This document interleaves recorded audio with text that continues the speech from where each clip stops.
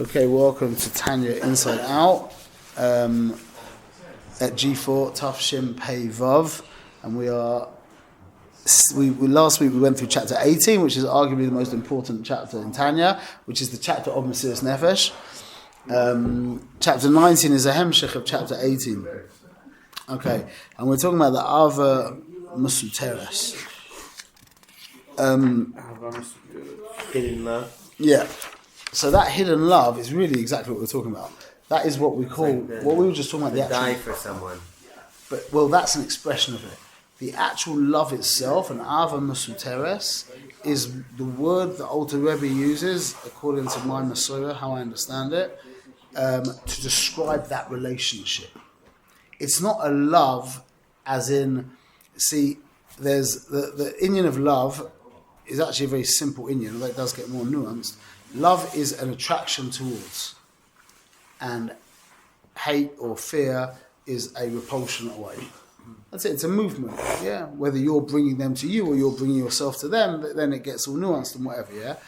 But love is an attraction towards. It's not pleasure.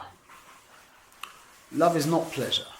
Yeah, they're very different. Love is much, much lower than pleasure. Love, if you love someone deeply, then there's pleasure being with them. If you have a deep love for someone, then the closeness to that person creates pleasure, touches the essence of who you are, which is called oineg. Yeah? If that love is not actualized, like you love someone deeply and they're away and you you're not with, you can't be close to them, yeah? That will become pain. That becomes very difficult and frustrating. So love and pleasure are just, they're completely they're like, they're not nothing to do with each other, they're just, you can't really talk about them together. Yeah, so this Ava Masuteres is not Ava in the sense of an emotion.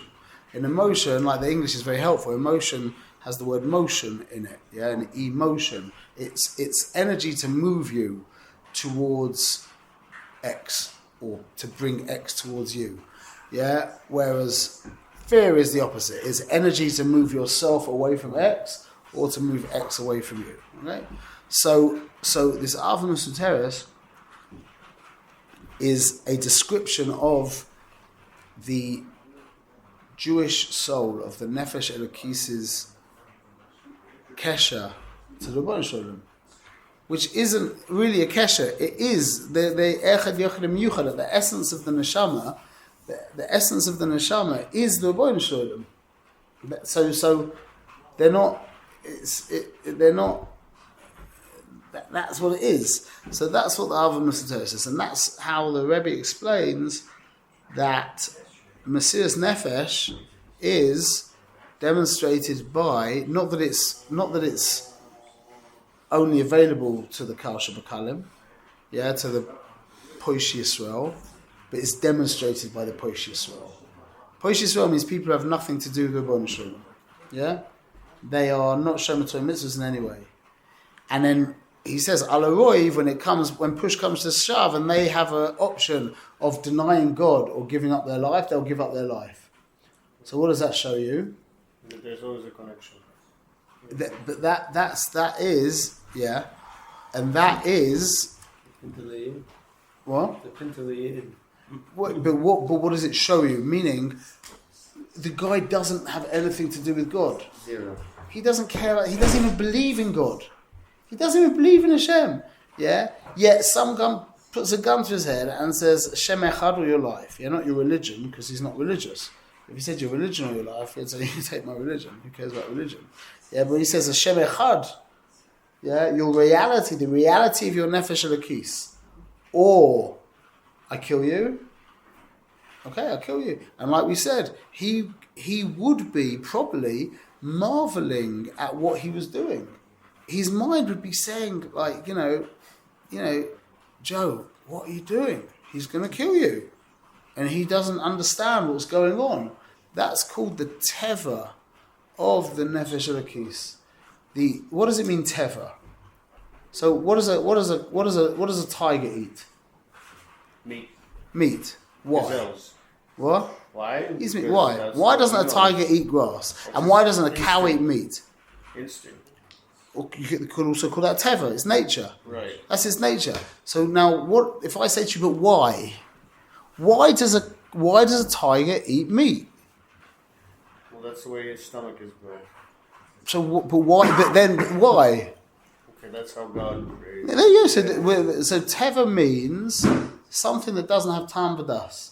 It just is. That's it. The teva of the sun is to shine. Turn out to the sun and say, "Why are you shining?" Look at you like that. I don't know. That's what I do. That's teva. The teva. So he describes the teva of the Nefesh Hakis as a candle. Very apropos. This is really the Hanukkah. This is our Hanukkah chapter. What? That's the why. Why we are. That's what? Why we are. Why? What do you mean? I mean, that's what you said before, that we're supposed to... Bitul is to become why we are, so... That's the bittul of the what. That's the bittul of the... Exactly. It's the bittul of the what you are. Like, what are you? You could talk about what you are for a long time. You talk about your biology, you talk about your nature, nurture, you talk about all the stuff you got, all the people you know, talk about your name, talk about... That's what you are, yeah? But why you are... That's I'm here. I'm not why I'm here. It says Ani lo nivrisio isi. I didn't create myself. I got created. So you know why I am. Well, that's not going to do with me. I didn't ask to get born. I got created by a creator. So he had a reason to create me. That's the why. Now, when I get connected to that, I've become infinite. Where does Hashem end and where do I begin? It's like my hand. Is this the minute my hand develops its own agenda?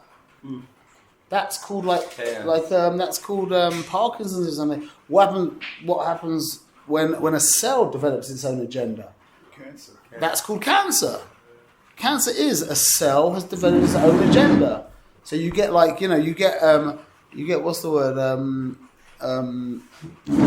not innocuous, like you get cancers that aren't they're not really a problem, but that's because what? Benign.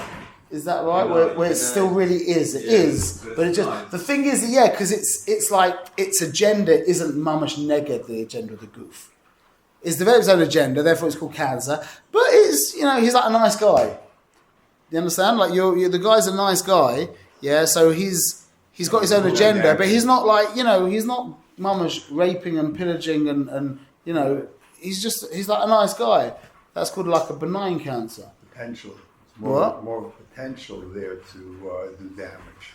He's lucky. He's lucky that he's not. He's lucky that he didn't grow up in Harlem, or in Peckham, or in one of these horrible places where if you got your own agenda, he grew up in a nice home with a nice family in a nice neighborhood now. So what's the worst thing that he has? The worst thing he has the time to do is I don't know, wait only 5 hours instead of 6 hours for his milk, whatever it is.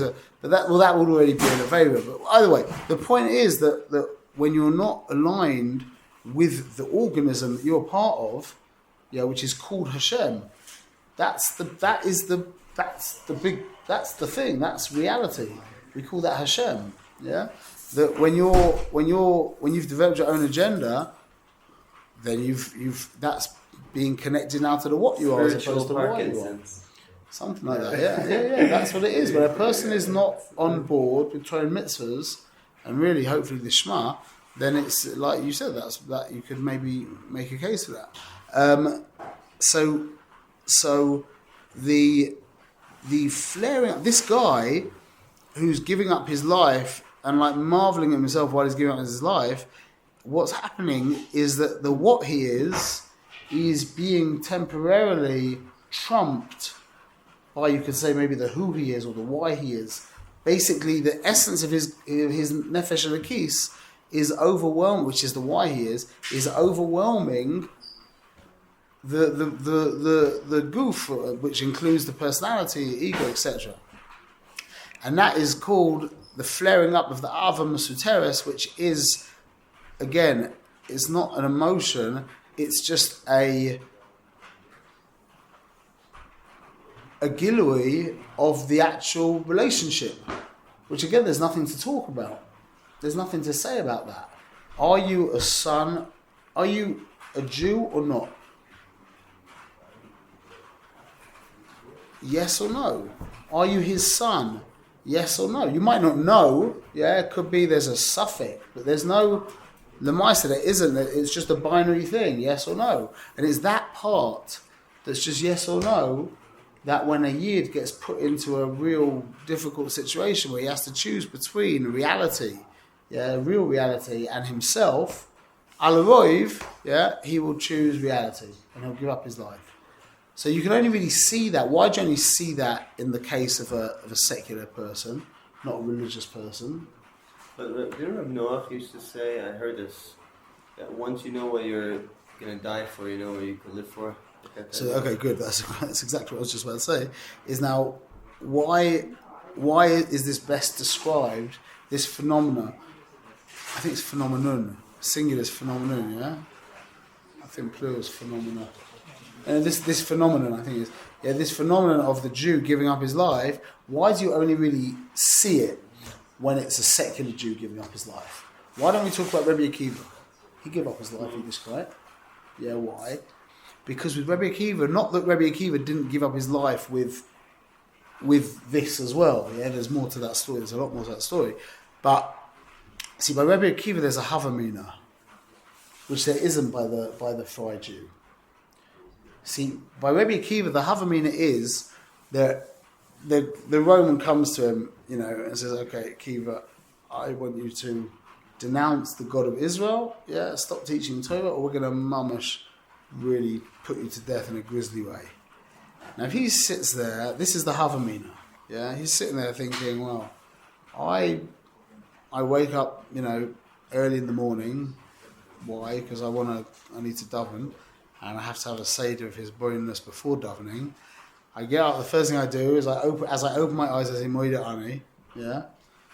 Then immediately I grab the Negenwasser that's next to me in bed, and I wash my hands. I get out. I say Nasir Sidaim, and I go to the bathroom because you can't say brochas if you need to go to the toilet. So I go to the bathroom, come out, wash my hands, share yotzo, kol and shama. And I start with brochas, or I go to take mikveh, I start. And he goes through the whole day, and he's like, wow, I can't think of anything in my day that isn't about God.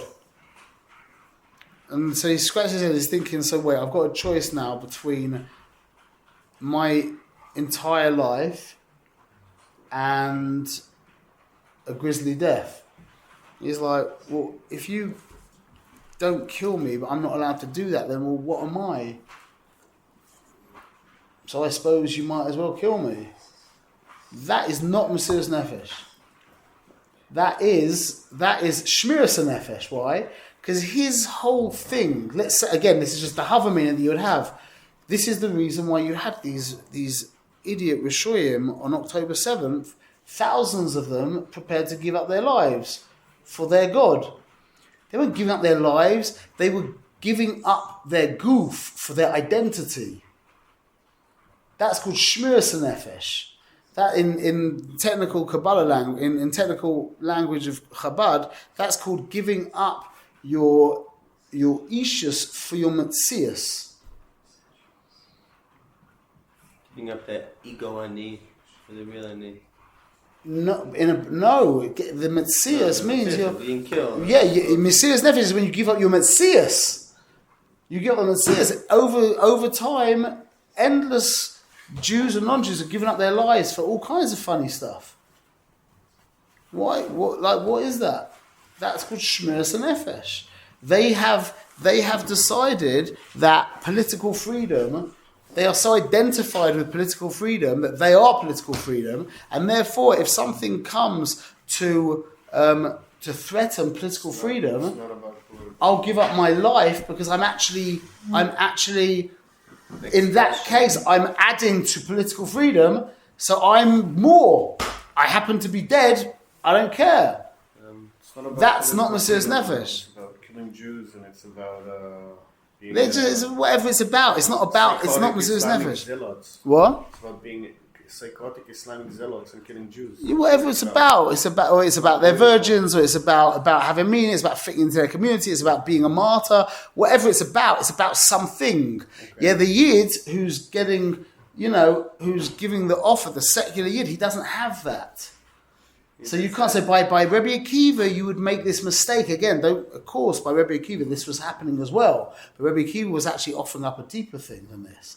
Not a deeper thing, actually a more chetzonius thing. That's the chiddush of Rebbe Akiva. Rebbe Akiva said when they told him that he was going to get, he said, "I've been waiting for this." That's b'chol nafshecha. What we were talking previously was called b'chol mo'idecha. That's the mo'idecha.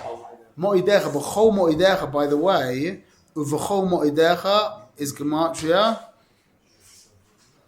oineg.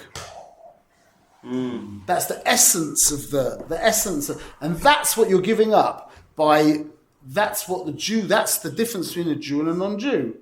Is the Jew can give up his metzias, a non-Jew can't because he doesn't have a nefesh elokis that could give up the metzias.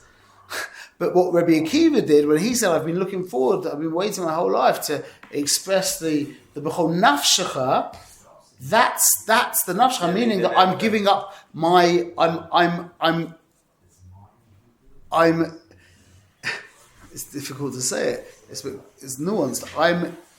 I've identified so deeply with my Yiddishkeit that in a sense, that level of his giving up Yiddishkeit is like lahavdil elef alfa elafim havdalas. Say that endlessly.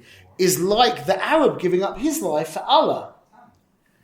Meaning that he has now worked so hard. It doesn't just come easily to do that. He's worked so hard to identify his ishus with Torah and mitzvahs and Am Yisrael. The avadai he's giving up his metzias.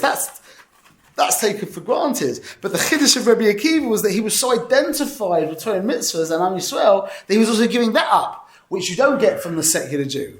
When a secular Jew dies, he's not being mekadesh his ishus. He's trumping his ishus. You understand? It's a murder. That's so by Rebbe Akiva you wouldn't learn if the Alter Rebbe brought Rebbe Akiva in his analysis of Mesiras Nefesh, you wouldn't learn what Mesiras Nefesh was, because you would just think, just like the Goyim give up their life for their God and the materialists give up their life for their freedom and stuff like this, so too Rebbe Akiva gave up his life for his shtick, his shita. That's the word, his shita. Yeah. So the Alter Rebbe brings the example of an unaffiliated Jew who, and you'd say to him, so why are you giving up your life? You'd be like that. I think it was also from... And you'd say, you know what, I think you're right. I'm an idiot. I don't know why I'm doing this. But it's a soul. He would say, I don't know, something. I can't... The Lashon of the Alter Rebbe is... I'll tell you the Lashon, the Rebbe says it perfectly.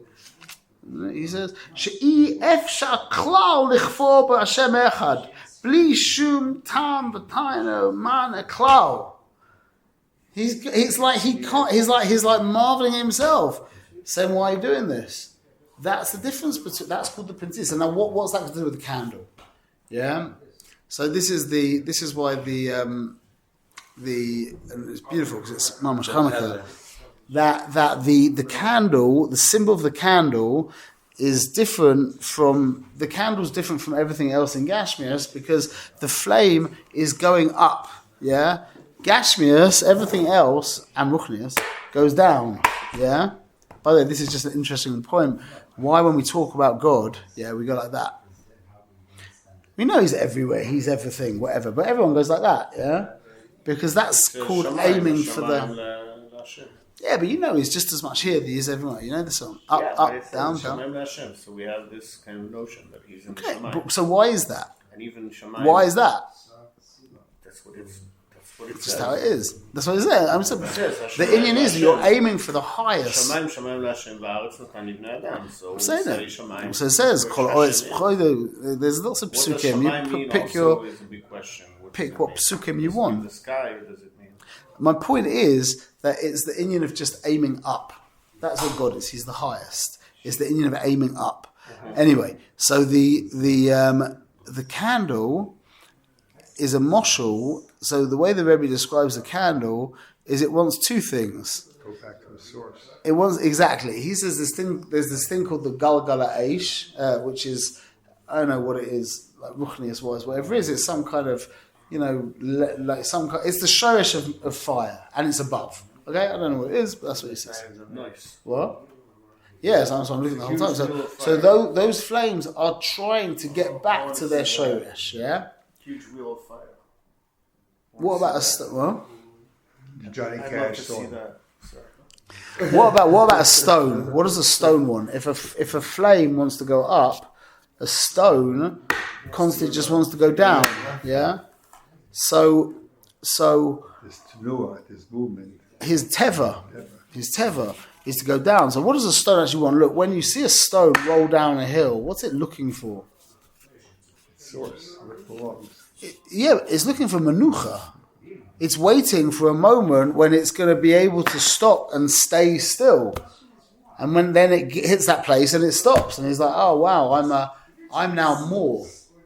I'm now, what was it? A rolling stone gathers no moss. But when you're gathering moss, you're getting bigger, yeah. So the stone is looking to fall into place, to find his place, and to be. He's looking to be more, because a stone with a place is more than a stone without a place, yeah, as we know.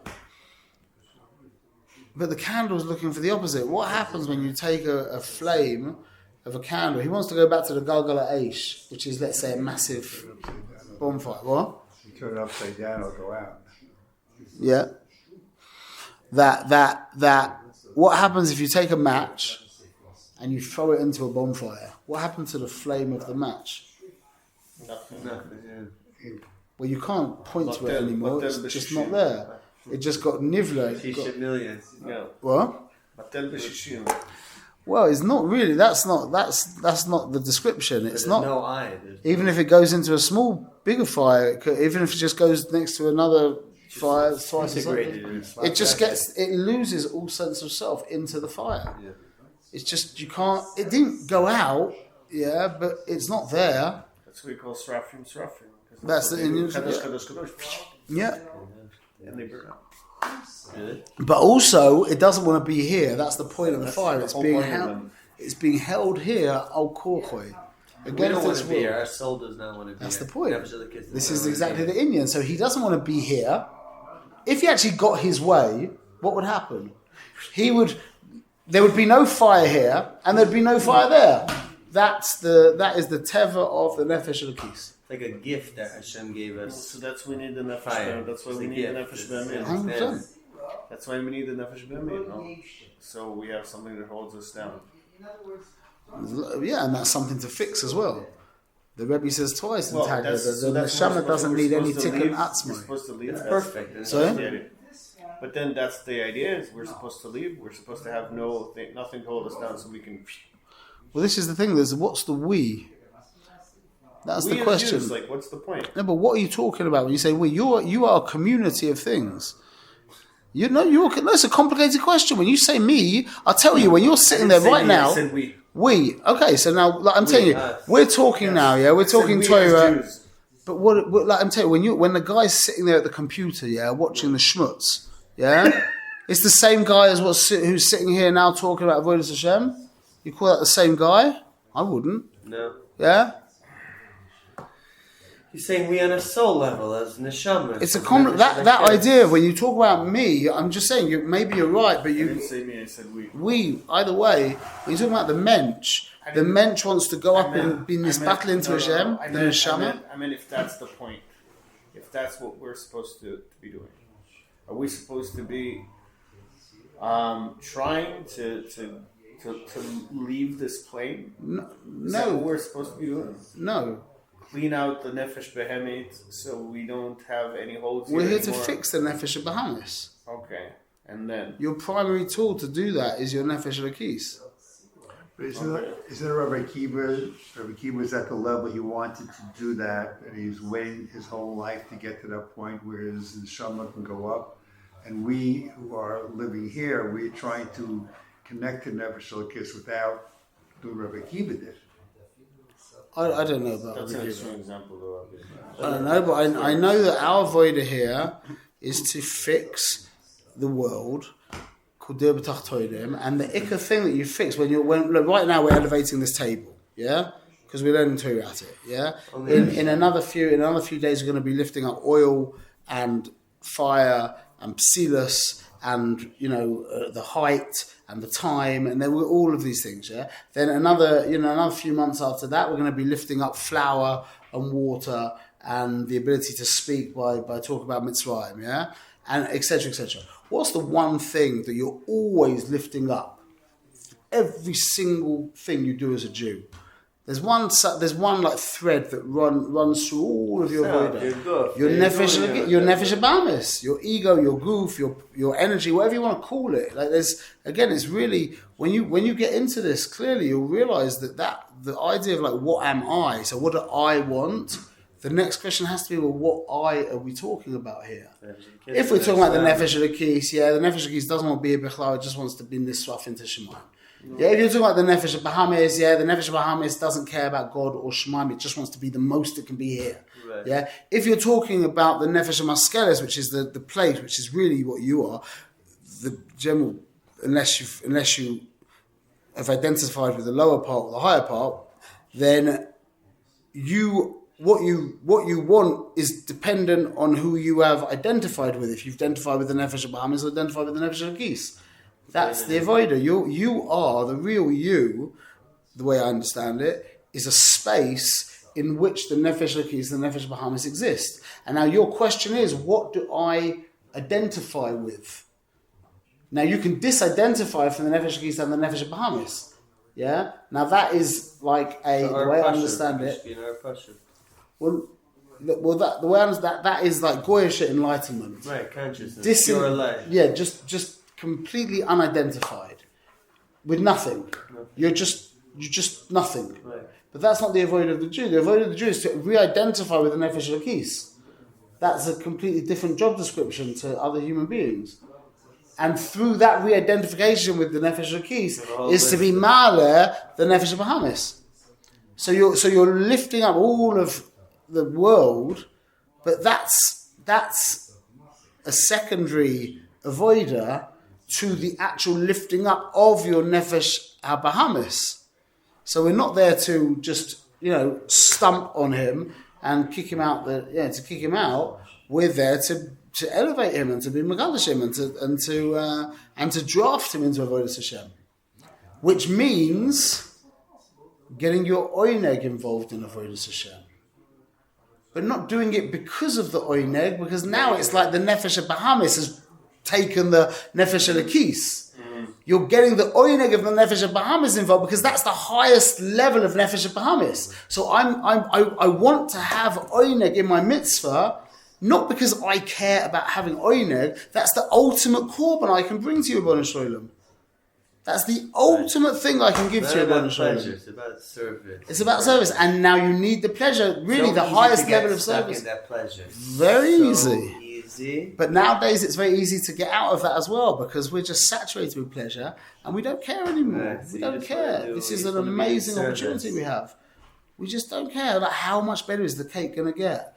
How much? You think that. Well, I wonder how it'd be like massive yacht. A $200 million yacht. Yeah, with my own crew and all these women. Yeah. So go online and spend half an hour if you want to destroy yourself, and look at what it looks like, and think about it for a minute, and you'll realise, I don't need that. What's that about? It'd be nice to go on a holiday for have 1 week a year, and then I'm gonna have to whine for the other 51 weeks that it's costing me so much to park it and etc. Yeah, and like, what is it at the end of the day? You jump in the sea. The sea's the sea. So what? You've got like a kind of little bubble thing around you, yeah, and you can go on jet skis, whatever it is. How we're beyond that now, Yeah, they come up to you with a piece of meat now. They don't just say, do you want a piece of meat?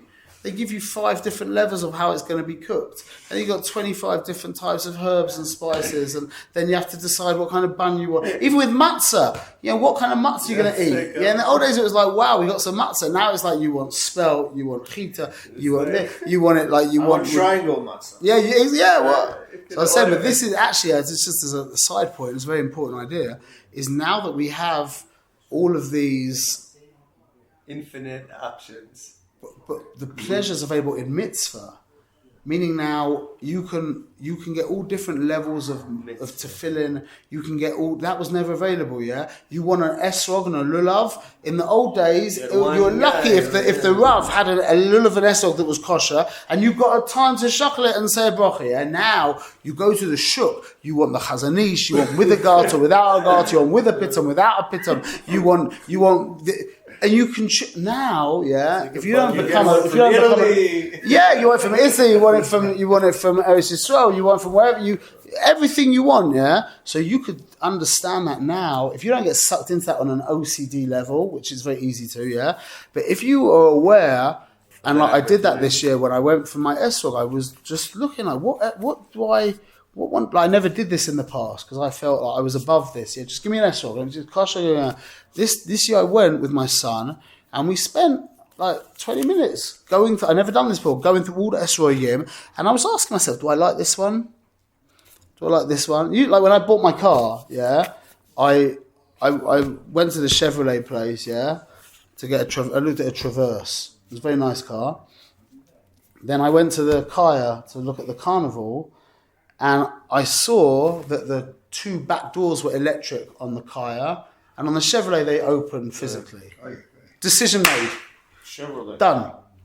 I literally, I'll tell you, when I went to buy my electric or the open? The electric, so I can keep my kids locked in, and let them, it wasn't even a question. So everything else was just, the decision was made. I just saw it, I was like, I'll take this. It's cheaper to fix. What? It's cheaper to fix. Either way, I didn't even think that. But when I went to buy my shmet for Shabbos, it took me like 20 minutes going through all the different smells, which one's going to give me the most oineg on Shabbos, It took me much longer to decide on what tobacco I was buying for Shabbos than what car I was buying. I spent nearly 250,000 shekels on my car, I spent 20 shekels on my tobacco, and this probably took me 20 minutes to decide, and my car literally took me about a minute to decide on. But now, so that's how I felt with all the mitzvah. But now the idea of actually getting involved and looking at the esrogim and just trying to feel. Before, no. No. Well, I got it down to Traverse and Traverse. That also took time. Yeah, okay. Well, that was it was quite a passion because I just needed a big car. So what you got? What the availability? It wasn't a big deal that, and I didn't want like a tender kind of thing. But you went online and you checked and the prices. Try and understand, man. Yeah, I get it. Try and understand. Don't try not to understand, which is that's the default mode. I get it. Is to try not to understand. You have to try and understand because otherwise you'll not get anywhere. So. And by the way, 20 minutes for an esrog is totally decent. So I was just saying. But going through the esrog and asking yourself, do you like this? Do you want yellow or you want green? I'm not really. Yellow. Do you want a pitum, not a pitum? And ask yourself these questions. You're being makadosh. You're drafting in your nefesh Bahamas on a level. That's a choshev thing. Like the way you're the stuff go with that. But think about. I spoke about this a lot. I've got a lot of friends, especially I have a bunch of friends in Chicago, very wealthy friends, who have built these mansions. Chicago is to build a mansion in LA is you have to be really, really rich. In Chicago, you just have to be rich, to build these crazy mansions. And I'm very close to one guy who built one of these mansions. Mikvahs, nice mikvahs. They have, this guy actually has a... My friend, that's something, it's part of it. Once you're building a mansion, you might as well build a gorgeous mikvah. It depends, this guy did, So this has like a basketball court in there and a whole... made a place for a simcha, like with a industrial kitchen. He really built it for mitzvahs. He's a very, very heilige, very, very good guy. And he was talking to me about the different kinds of decisions he was having to make. And then whenever I go to his house, I see, they had to decide every single little thing. No. They got, knobs and what do you call that thing that goes in the corner? Molding. What's it called in Hebrew though? It's molding, whatever it is. There's a word. whatever it is, yeah, you have to decide between 20 different types of that. Every light fitting you want. So all they're doing, yeah, this is the tainug of building a house, is you're just sitting there asking yourself, what do I really like? That is a deeply egoic nefesh bahamistic avoider. Yeah. Unless you're asking yourself questions like, how is this going to work? This is my friend. He built a wing of his house, which is with what he calls the rabbi room, because on a Thursday night he sits there giving out money in his office. Yeah, so he made a room where the mishlochim come and they sit there and have children and stuff, and then they go in. He gives them a check, and he built the house so that they can't go into the main house because it's for his wife. Okay, that's being makadish, all of this stuff. Yeah. But when it becomes like one of these these like, you know, me fests. Let me what do I like? Me fest. That's what it is. It's a me fest. Yeah. And that's so we're now in this privileged position, which was never happened before, where we can lift up that me, so we can have the me fest in relationship to our motzah, in relationship to our lulav and esrog, in relationship to our menorah and to the shemen we're going to use, and to the tefillin we're going to use, and to the siddur we're going to daven. And not to be scared of that. Well, I mean, again, there's a fear of once you start going for that me and that ani within time mitzvahs, you can get caught up. OCD, that's what I just said. Again, everything can pull you. It's finding the balance. Everything can pull you. You need to, and the only way, and we've spoken this endlessly, the only way that I know of that you can I don't really. see it as OCD. I'm saying you feel more egoic once you start asking. So the only way that I know of that can help you avoid that trap is by becoming the most makpid you can on Bein Adam Chaveroi. Right. That's the only way. First, you have to start taking responsibility for yourself. What? You have to make and keep promises. Yeah. You have to stop being. I don't want to say the word. You have to stop being a slave to yourself. First things first is you have to be able to say to yourself, no, I'm not doing that. That's called take it. And you have to say to yourself, you know what? You have to do that. Okay, I'm going to do that. Before you've done that, you don't exist. You're just a graphic in a game. You're nothing. Before you are able to do what you need to do, and you're not able, and again, it's a sliding scale. It doesn't mean that you never fall. I'm saying until you've got some kind of shlita over yourself, yeah, to do or not to do. That is the question, yeah. Then you can't appreciate another human being. If you're not real to yourself, then even if you're the nicest guy in the world, it's kachkabaya. It's egoic. It's not real. Once you've got some kind of shlita over yourself, which hopefully all of us have, yeah, means you can make a promise and keep it. Now the question becomes, can I make a promise to you and keep it? Can I put myself out for you? Do I appreciate you? Am I able to be machniya myself to you? Am I able to think about you? Am I able to appreciate you as something not in context of me? Now you start actually moving upwards in reality. Or call it kedusha, whatever you want to call it. Yeah. Now I'm taking myself in context now. Now is that holy? This is what my Rebbe calls good. It's not godly, it's good. A good man, yeah, and that means not a Jew, a good human being is a human being who is able to appreciate the metzias of another even more than at least as much or even more than his own metzias. Yeah, a good human being, again, not a Jew, a good human being is able to turn around to... He's able to turn around, a good human being, and say, how can I help you? And the other guy will say back to him, let me help you. He's like, I'm good, everything's great, thank you, but what can I do for you? That's a good human being. That is, I even quoted, I have a quote from Anthony Robbins. This is what Anthony Robbins says, listen, only those who have learned the power of sincere and selfless contribution experience life's deepest joy, true fulfillment. So it's kind of ironic, it's kind of paradoxical, meaning that I'm being so nice for you because it really gives me true enjoyment. Either way, but the point is that's called goodness. And that's available to all human beings to be good. Yeah? What does it mean to be godly? What does it mean to be a Jew? Is that same relationship that a good human has to another human, the Jew has to the Rebbeinu Shalom. The unknowable, the ununderstandable, the invisible, the silent. You ever saw God? Never saw him?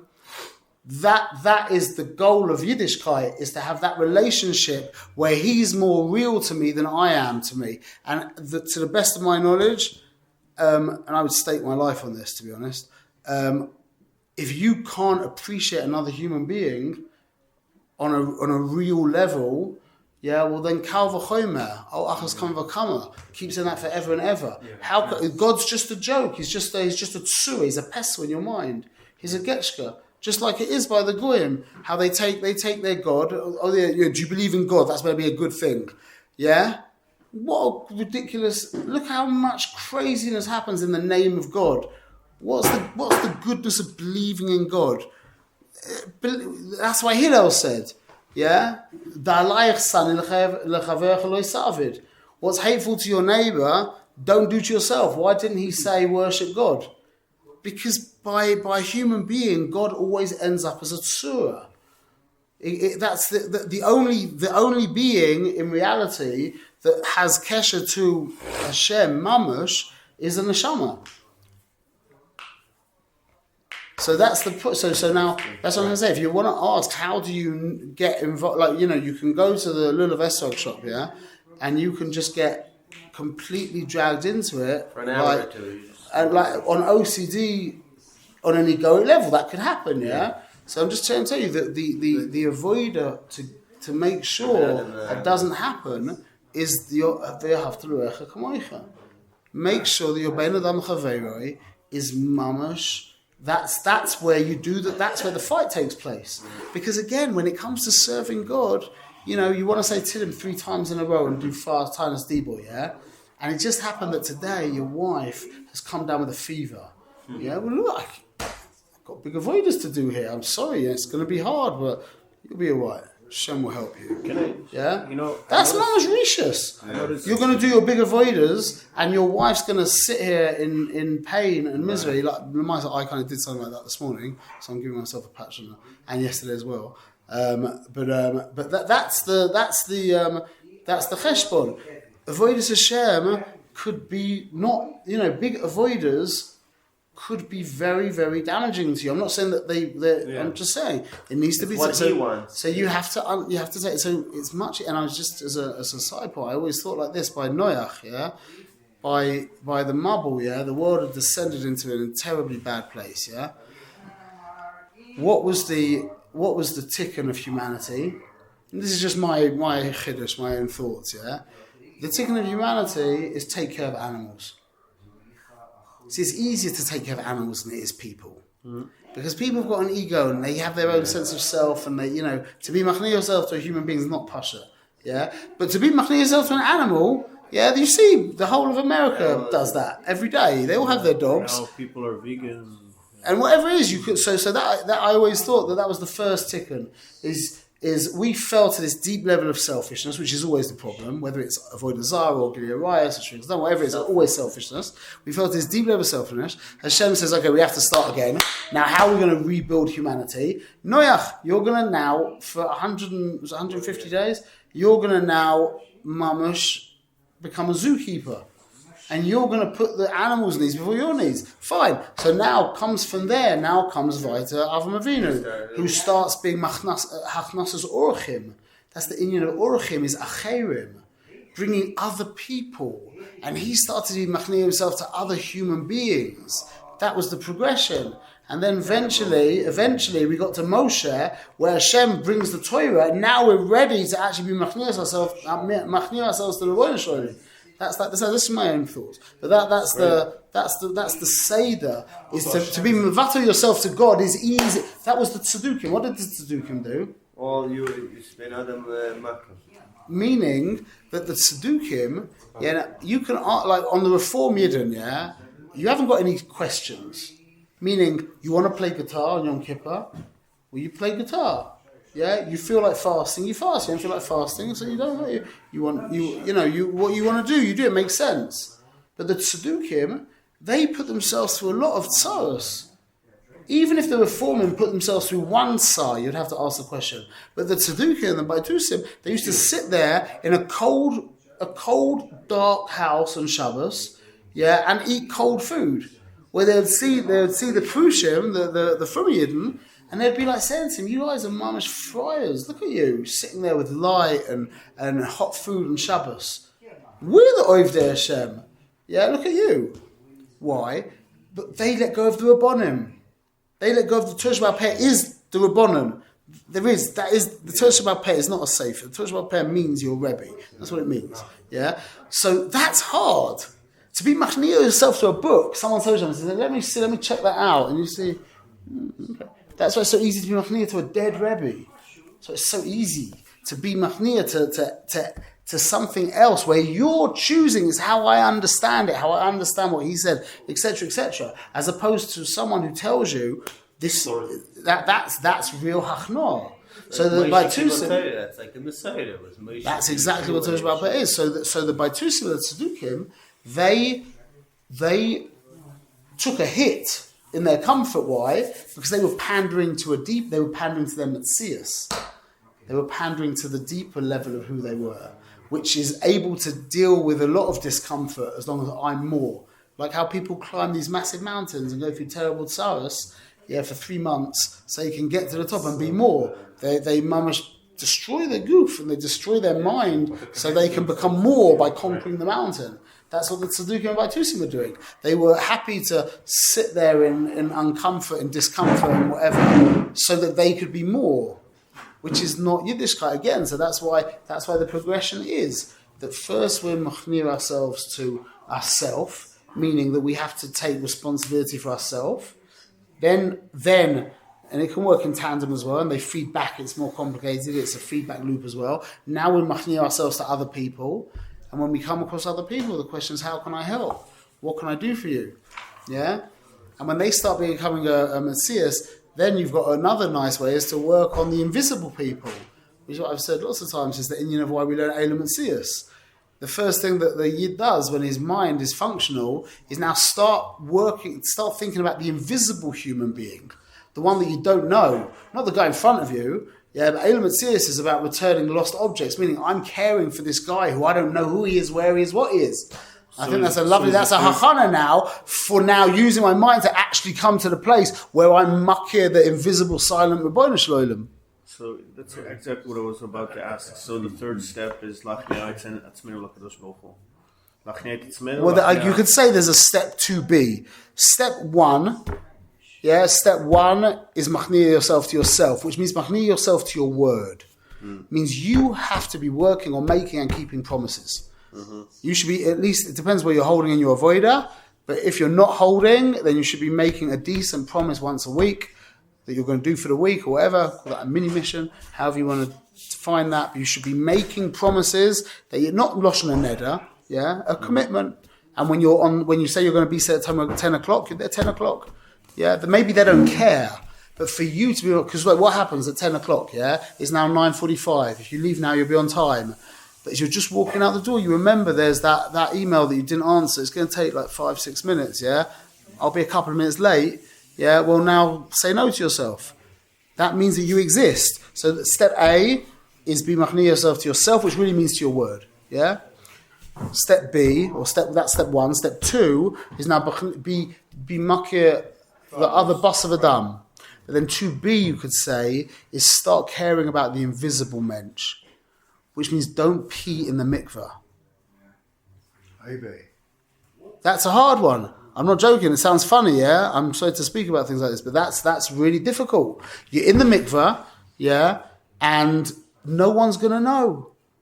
Who's going to know? And probably everyone else does it as well. So what's the problem? What do you mean that's that's the meaning of God? I mean, the fact that you cannot escape. The what? I mean, that's the meaning of believing in God. How is that difficult? That's the meaning. Well, there's not an issa. There's no issa. There's no issa in everywhere, and whatever there's no issa in peeing in a mikveh. It's not an issa. It's not nice. If I was sitting next to you in the mikveh and I said to you, "Hello, do you mind if I just?" You would say, "No, I don't want you to do that."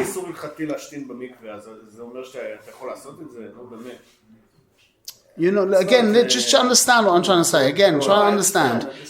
I'm trying to say that you care about a guy who you don't know. It's not because God said that. That could also be something, that you'd be ashamed wouldn't want you. But you could also just say in your mind that I know that I wouldn't like it if someone did that. No one ever know. So it's annoying. You get out of the mikveh, you go to the shower, the toilet. We're just talking about the idea of, like we said, when you park, do you take up 2 spaces, or do you care about the guys? Or do you go closer to the car in front of you, where it's going to be quite annoying to get out, just so that you leave a bigger space behind you, so some random guy can park there. You don't know who it's going to be. That's what I'm talking about. That's the 2B. That's 2B is where we start caring about people that aren't real to us. Like, I'll give you another good example. Yeah, on YouTube. Yeah, if a friend of yours sends you a video that he made or something, yeah, just like it. Just click like. He's not going to know it's you, yeah, and you don't like it particularly anyway. You would never like that video if it's some random person, but you know that it's going to give him a little crack of a smile. So click like. Oh no, who am I? I'm not going to do that. Click like. That's a nice thing to do, yeah. That means I really care about you. That means I really appreciate that you're real. Or that's the avoid. Huh? Caring means also caring, exactly. I'm stripping myself out of my own egoic protective world, and you've got, if you're married, if you're in wherever, in your family, in your house, with if you're a kid, if your parents, if you've got endless opportunities to do this the whole time. Yeah, the relationship helps you to connect. So is that so? All these things that's two, which is A and B, and then your avodas Hashem will start being really real. You'll be serving Hashem, as opposed to some kind of pestle in your mind, which is very easy to. I think there's a Koskavod. I think he says the first is Anoch Hashem. Isn't there something about what? The first from the sales is Anoch Hashem Lekecha. Then the second, Leisaso Professor. Yeah. He says, I should not be a Fesed in your eyes. Oh, that's the point. It's so validating because growing up, I've experienced people who were serving Hashem, quote unquote, with 2 fingers. But you saw why, as a kid, you pick up. I was very sensitive. You see the Ben Adam Mechaveira is totally out of it. So you're like, I don't want this avodah. And this is the nakuda I'm understanding now. You're like, I don't want to serve. Whatever you're teaching me, I'm not, because your Ben Adam Mechaveira is off. It's like this is what you're saying. Yeah, exactly. It's so validating because I always see something's off here. What is it? The human basic relationships are off. It can't be your service. It's the ultimate kal v'chomer. If you don't know that I'm real and I'm sitting in front of you, can touch me and see me and hear me, then your relationship to God is mamasha. It's catch goodbye. It's mamasha joke. But זה עדיין מוגבל. It's still, I don't know. I mean, it's still. I'm not saying it's wrong. I'm saying it's definitely right. I'm just saying, even all these steps, even the caring about the invisible man, is still based around human consciousness, and your imagination. So it's still mugbal. It's not. I agree with you, of course. So that's what it says. It's a hachana. It's the hachana. But you can't get there without that hachana. According to what I know, according to how I understand it, is the first step is keeping promises. Then you start caring about other people, and now your avodas Hashem is going to be real. That doesn't mean you're not doing Torah mitzvahs until that at all. I'm just saying, if you really want to serve Hashem l'shma, that's the avoid. But no one talks about l'shma. Ratzon Hashem is above, is even above that. It's even above that. So let's finish, because it's exactly what you're talking about. Is that what we're talking about here? Because the Yid is always serving Hashem be'emes. That's the point of this Ava Masuteres. Your relationship to Rebbeinu Shalom, the fact that you are a Yid, that is always being over the Hashem Lishma.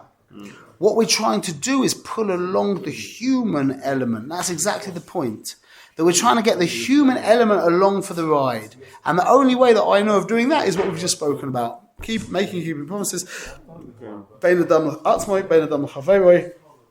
That's how you get your actual goof to become receptive to the lishma of the neshama. Comes together. It's not necessarily stages. I mean, no, of course, that's what I just said. It all feeds back into itself as well. Right. Like you being machni yourself to other people will help you make and keep promises, and you making and keeping promises will help you care more about other people. And it's just a very clear progression. We don't learn about this. We don't learn about this so much. This is really this is what I said. The whole of Tanya. We just had Yud Tes Kislev. I feel to me it makes sense to summarize the whole Tanya as the transition from the desire to bring the transition. I'll say it in the Nimshul. The transition from wanting to serve God to wanting Hashem to be served. Mm-hmm. Tanya is not a kiruv thing. Tanya was addressed to Fruma Yidden who wanted to serve God. And he was saying the reason why you're feeling so that this isn't it is because it's not about wanting to serve God, it's about wanting Hashem to be served. And that's the avoider of Sefer Tanya, to step out of I want to serve God to I want God to be served. Now the question becomes, well, if you want God to be served, what's the first thing at your disposal that you have to serve him? You. So it's not like now you serve Hashem, you serve Hashem, I'm going to sit here and relax. If you want Hashem to be served, it's ma'elav that you're going to be working hard. You know, but I'm also going to want you to be working hard as well. I noticed lately. I like to do a lot of like add-ons to my shachris. Okay. There's a whole bunch of stuff. There's Sephardi and Ashkenazi. There's a whole bunch of stuff. Yeah, I know that. So, and sometimes I really have to. So I have a whole bunch of things I say, and sometimes I really need to force myself. But when I have time, when I'm like, and I sometimes can get into this zone where I'm just giving because I want to give. There's no, like, it's not about forcing myself to do it. It's like pure, how would I say, like joy of giving. This is something I'm doing now. Okay. Because this is, I don't know, this is what I want to do. This is what I really want to do now. No. You really know that you're doing something for someone else when you don't want to do it. That's how you really know. I'm not saying that you wouldn't, again, like, that's how you know when you take a hot mikveh. But I do want to. Even when I force myself, I want to. But that isn't a litmus test. If you want, like when you take a hot mikveh every morning, like who doesn't like a hot mikveh every morning? Yeah, but what about when it's cold? The balan forgot to turn on the heating. Yeah, are you screaming and shouting? You're not going to go in now? Well, that's a gilui that you're taking a hot mikveh because you like the hot mikveh. If it's cold, you'd be like, okay, so today's that's the. All of them always. What? I do go into all of them. I do it cold, hot, cold. Hot. Listen again, try to understand what I'm saying, man. You hear what I'm saying? Yes. The gilui that you're doing mikveh for the shem mikveh is when it's cold and you just jump in anyway. Yeah, it's not when it's hot and nice you enjoy it. That's what I'm trying to say to you. Not that you can't do that, and it doesn't mean that you're not doing it selflessly, but you don't know until you know that when you don't like doing it, you'll do it also. That's when you know it's selfless. Now enjoy it. That's great. It's not about but I'm saying it's above that. It's not about what I like or not like. It's about. You're talking about getting into flow. You're talking about when you get into that state where you must become like kind of you lose yourself and you're just doing it. Where that's called flow. Where you just want to give. I don't know if I'd call that giving. It's called flow. That's how the Goyim call it, flow. You can get into that as all kinds of different contexts. Yeah, it's